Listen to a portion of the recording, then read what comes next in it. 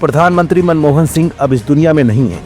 उदारीकरण की नीति के प्रणेता भले ही आज हमारे बीच नहीं रहे हों, लेकिन उनके किए हुए काम देश हमेशा याद रखेगा। लेकिन शायद उनको ये नहीं मालूम था कि उनके इस दुनिया में न रहने के बाद भारत की राजनीति किस तरह से यू टर्न लेगी। आखिर मनमोहन सिंह जी के निधन के बाद राजनीति अचानक क्यों नया मोड़ लेती जा रही है? शुक्रवार की रातों रात केंद्र सरकार ने ऐसा कौन सा फैसला लिया था जिसके पलटवार में अब समाजवादी पार्टी और बहुजन समाज पार्टी खड़ी हो चुकी हैं? मनमोहन सिंह जी के स्मारक स्थल को लेकर केंद्र सरकार के फैसले पर क्यों अखिलेश और उठी माया की उंगली? ये सब कुछ अपनी इस खबर में आज हम आपको दिखाएं या बताएं।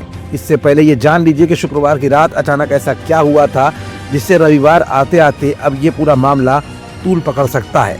दरअसल केंद्रीय गृह मंत्रालय ने शुक्रवार रात कहा था कि सरकार पूर्व प्रधानमंत्री मनमोहन सिंह के स्मारक स्थल के लिए स्थान आवंटित करेगी और इस बारे में उनके परिवार और कांग्रेस अध्यक्ष मल्लिकार्जुन खड़गे को सूचित कर दिया गया है। बस इसके बाद से ही विपक्षी दल अब भाजपा को नसीहत देते दिख रहे हैं, जिनमें सबसे पहला नाम है अखिलेश यादव का। अंत्येष्टि स्मारक के चयन को लेकर केंद्र सरकार को घेरते हुए अखिलेश ने कहा कि इस मामले में कोई राजनीति नहीं होनी चाहिए।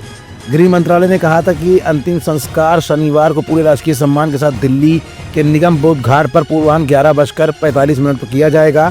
राजनीतिक दलों ने इसके बाद सही हमले करने शुरू कर दिए थे।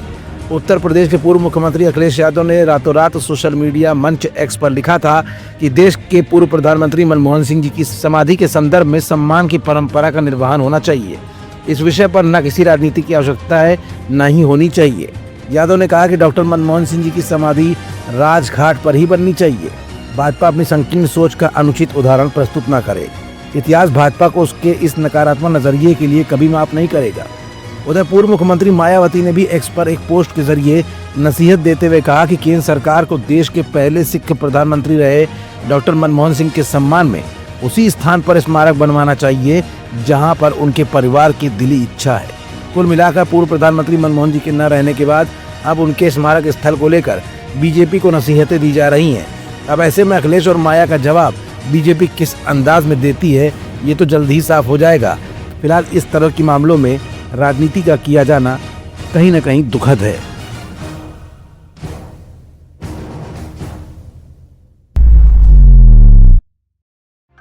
If you like this video, hit the like button, press the bell icon to never miss an update from me.